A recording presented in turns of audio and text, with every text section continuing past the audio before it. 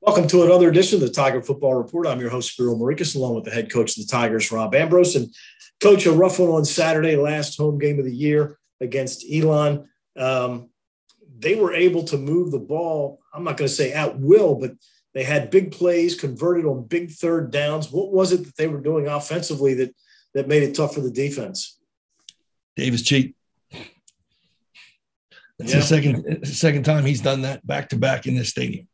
And he just keeps getting better every year, and we didn't get any pressure on him, not that really counted, and was able to, even when we did, he got out of it and put the ball exactly where he wanted to, whenever he wanted to. It was kind of impressive.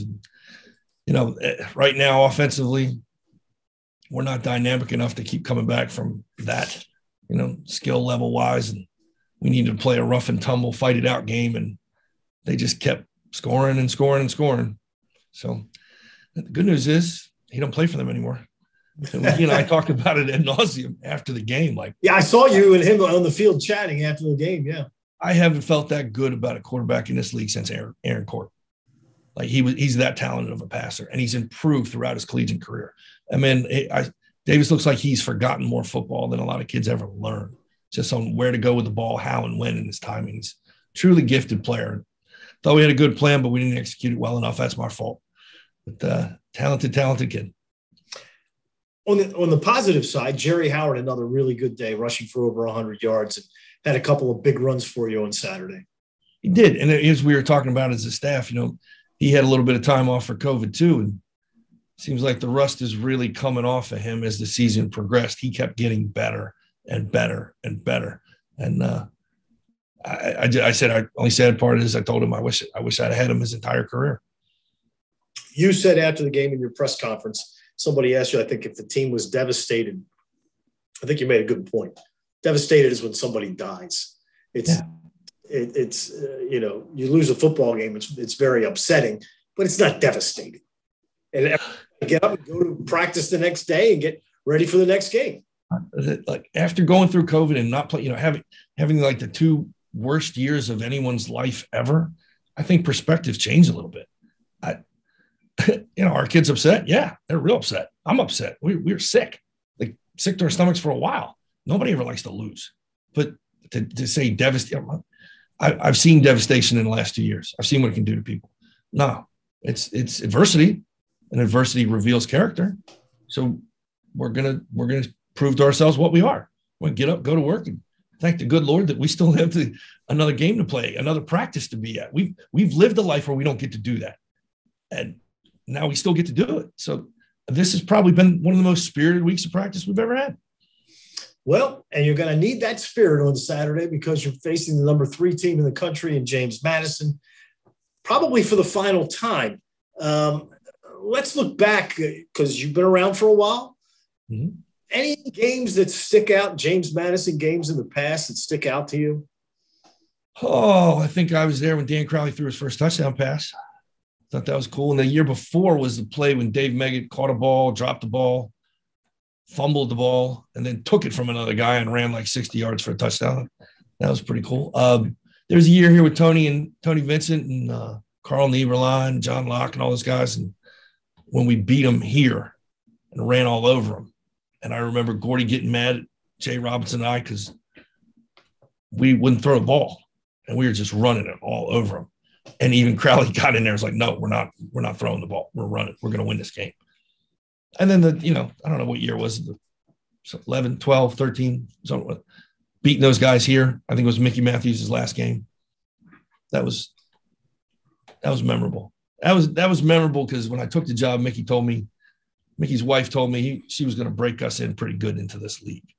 So, the game on didn't turn out on the Tiger side, but I think one of the hardest hitting football games I can remember was the week after you played LSU. In 12. Tight game was 10-7 or 13-7. 14-8. Roughest football games. That's one of the roughest football games I think I've ever seen. I mean, the hitting was phenomenal in that game on both sides. It was, and we were so tired, like coming back from playing LSU and then having to play James Madison the next week. That was 12. Yeah, that was a 7-4 year. And we played hard. We played well. I think their quarterback scrambled for a touchdown like with 15 seconds left to go in the game or something, and that was the end of it. But yeah, that was when I think after that game we all iced, coaches included. All right. Well, this year's version of the Dukes in their final CAA game, which gives you even more added incentive. You can still finish 500 in the conference, and you can send them out with a loss, which would make everybody very happy. Everybody in the conference would make everybody happy. I think so. I really do. I think so. You know, what are they? Number 2, you know, they're pretty impressive. Their front looks like a BCS front. Most of those guys are transfers. They're old. They're fast. They're strong. There's a reason they're like the number 1 off defense in the country. Let's put it that way. And if you flip it, the quarterback's playing lights out. They got a stable full of stud running backs, and they got 2 pretty good wideouts too.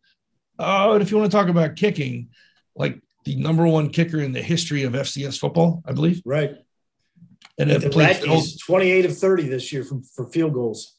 A place that holds 30,000 against Villanova that cost him a game. Yep. So, you know, another week in the CAA with a little asterisk on top. All right, you talk about Davis Cheek and how much he's impressed you. And he came into the Towson game with 15 touchdowns and 5 interceptions. Well, Cole Johnson comes into this game. He's got 26 touchdowns and 2 interceptions. That's like Dan Crowley in his senior year. It's true. And just like Dan Crowley in his senior year, he has a stud running game to back him up. The difference between David and no offense to Elon, but their running game is not really worthy of conversation. But they throw it every play, and he's pretty good. Imagine if you had a running game that was as good as your passing game. It allows both of them to be successful because that defense is on their heels all the time. It's a double-headed dragon. So we're going to have to find a way to get to the quarterback. We're going to have to find a way to get the ball down. Is it a team that, from a scheming standpoint, that you kind of tear your hair out as you watch the film, or does it make you dig in and say, boy, I really want to figure out a way to do something nobody else has done this year? Well, schematically, it's not the challenge. It's how talented they are and how deep they are. They'll tire you out. They'll wear you down. And they can run it with the best. You can stop their pass game. You can. It can be stopped. But it'll come at the price of the run game. And you won't be able to stop either one of them. So you can't stop one. You have to slow both of them down. And you have to be very efficient offensively. They've given up some points now. On occasion, they've given up some points. They give up some pretty explosive plays. So we're going to have to, if we can come up with a couple explosive plays and get to the quarterback, they could be looking towards the playoffs and not looking at us. All right, Coach. Well, we all can't wait to see the game on Saturday afternoon. And we thank you for every week of the Tiger Football Report this year. Thanks, Spiro. Appreciate it, man. All right. And that'll do it for this edition of the Tiger Football Report. And tune in Saturday afternoon, 2:00, as the Tigers take on James Madison on TowsonTigers.com. Thanks.